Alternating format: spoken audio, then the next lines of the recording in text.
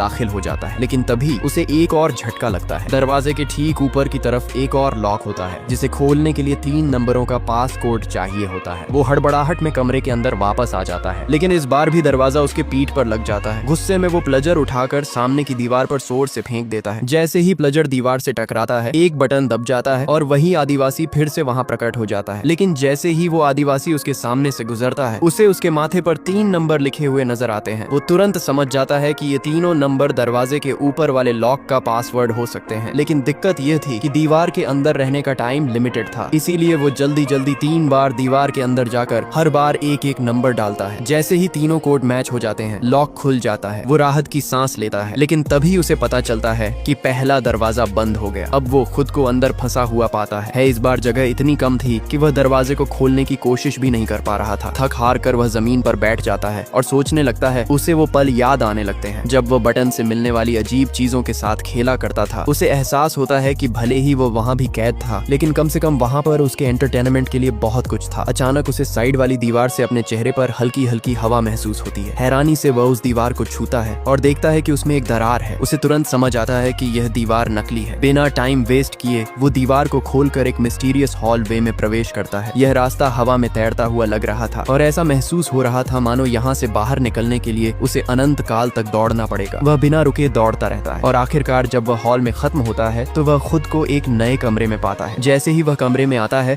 उसके बाल अचानक लंबे हो जाते हैं और उसके कपड़ों का रंग हल्का और